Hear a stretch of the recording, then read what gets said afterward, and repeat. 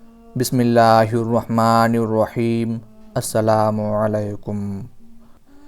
نبی اکرم صلی اللہ علیہ وآلہ وسلم سے شادی سے قبل حضرت خدیجۃ الکبریٰ رضی اللہ تعالی عنہا نے ایک خواب دیکھا کہ آسمان سے ایک بہت بڑا سورج اتر رہا ہے اور ان کے گھر کے آنگن میں آ کر ٹھہر گیا ہے اور گھر کے سارے در و دیوار کو روشن کر رہا ہے۔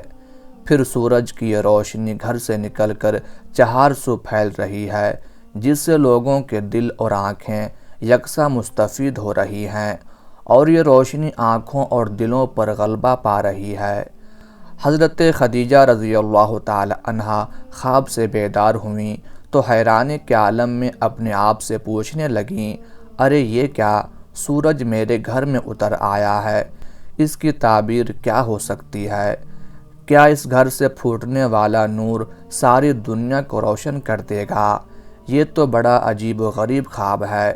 حضرت خدیجہ رضی اللہ تعالی عنہا فوراً ورقہ بن نوفل کے پاس گئیں۔ وہ آسمانی صحائف کا مطالعہ کر رہا تھا اور عیسائیت قبول کر چکا تھا۔ حضرت خدیجہ رضی اللہ تعالی عنہا نے اسے اپنا خواب بتایا تو ورقہ بن نوفل کا چہرہ خوشی سے تمتما اٹھا۔ اس نے نہایت سنجیدگی سے کہا، خوش ہو جائیے، یہ بڑا مبارک خواب ہے۔ اگر اللہ تعالیٰ نے آپ کا یہ خواب سچ کر دکھایا تو آپ کے گھر میں نور نبوت ضرور داخل ہوگا، پھر اس سے خاتم النبیین کا نور ہر طرف اجالا کر دے گا۔ حضرت خدیجہ رضی اللہ تعالی عنہا ورقہ بن نوفل کی یہ بات سن کر خوشی سے جھوم اٹھیں۔ خاتم النبیین صلی اللہ علیہ وآلہ وسلم کے اوصاف و کمالات اور حالات پوچھنے لگیں۔ ورقہ بن نوفل نے خاتم النبیین صلی اللہ علیہ وآلہ وسلم کے تورات اور انجیل میں درج شدہ تمام اوصاف بیان کر دیے۔ بعد ازاں جب حضرت خدیجہ رضی اللہ تعالی عنہا نے تجارت کے لیے نبی اکرم صلی اللہ علیہ وآلہ وسلم کو شام بھیجا تو اپنے غلام میسرہ سے حضور صلی اللہ علیہ وآلہ وسلم کے احوال معلوم کیے۔ جب میسرہ نے حضرت خدیجہ رضی اللہ تعالی عنہا کو نبی کریم صلی اللہ علیہ وآلہ وسلم کے عظیم و شان کردار اور معجزوں کے حالات بتائے تو حضرت خدیجہ رضی اللہ تعالی عنہا بہت خوش ہوئیں۔ انہوں نے آپ صلی اللہ علیہ وآلہ وسلم کی شخصیت میں وہ تمام آثار کمال دیکھ لیے جن کی اطلاع ورقہ بن نوفل نے دی تھی۔ پھر انہوں نے دیر نہیں لگائی، حضرت محمد صلی اللہ علیہ وآلہ وسلم کو فوراً نکاح کا پیغام بھیج دیا۔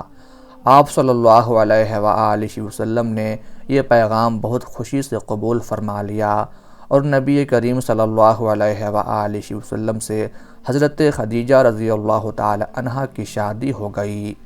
یوں حضرت خدیجہ رضی اللہ تعالی عنہا کے مبارک خواب کی تعبیر عملاً متشکل ہو کر نور فشاں ہو گئی۔ اسی لیے جب آپ صلی اللہ علیہ وآلہ وسلم پر وحی کی ابتدا ہوئی تو انہوں نے فوراً پہچان لیا اور آپ صلی اللہ علیہ وآلہ وسلم کے بارے میں انہوں نے تسلی کے جو کلمات کہے وہ صحیح بخاری میں موجود ہیں۔ حضرت سودا بنت زمعہ رضی اللہ تعالی عنہا کا خواب۔ حضرت عبداللہ بن عباس رضی اللہ عنہما سے مروی ہے کہ حضرت سودا بنت زمعہ رضی اللہ تعالی عنہا سکران بن عمرو رضی اللہ تعالی عنہ کی بیوی تھیں۔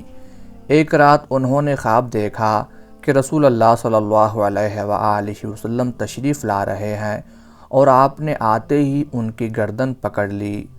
انہوں نے اپنا یہ خواب اپنے خاوند کو بتایا تو انہوں نے سن کر کہا، اگر تو نے سچ مچ یہی خواب دیکھا ہے تو اس کی تعبیر یہ ہے کہ میں مر جاؤں گا اور رسول اللہ صلی اللہ علیہ وآلہ وسلم سے تمہاری شادی ہوگی۔ پھر انہوں نے دوسری رات یہ خواب دیکھا کہ وہ لیٹی ہوئی ہیں اور چاند ان پر گر کر ٹوٹ گیا ہے۔ حضرت سودا رضی اللہ تعالی عنہا نے یہ خواب بھی اپنے خاوند کو بتایا تو انہوں نے سن کر کہا، اگر تو نے سچ مچ ایسا ہی دیکھا ہے تو میں عنقریب فوت ہو جاؤں گا اور تو میرے بعد شادی کرے گی۔ تھوڑے ہی عرصہ بعد سکران رضی اللہ تعالی عنہ فوت ہو گئے اور حضرت سودا رضی اللہ تعالی عنہ کی شادی نبی اکرم صلی اللہ علیہ وآلہ وسلم سے ہو گئی۔ حضرت عائشہ صدیقہ رضی اللہ تعالی عنہ کا خواب۔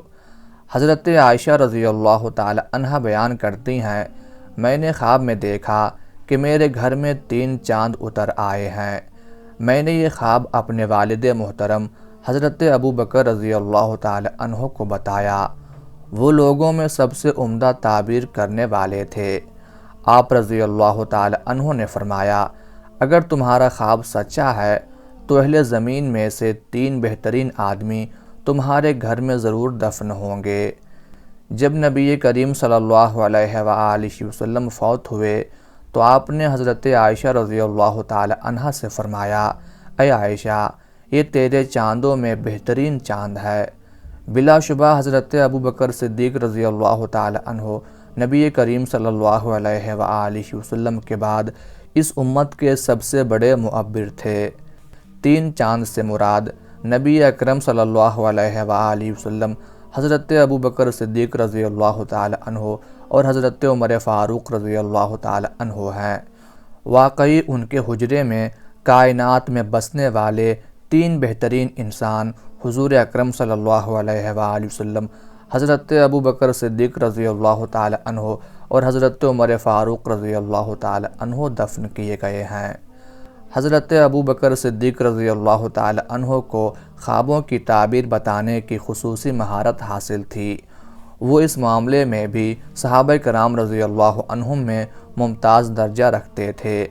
ایک روایت میں ہے کہ ابو بکر رضی اللہ تعالی عنہ نے حضرت عائشہ رضی اللہ تعالی عنہ سے پوچھا، میری بیٹی، خود تم نے اس خواب کی تعبیر کیا کی ہے؟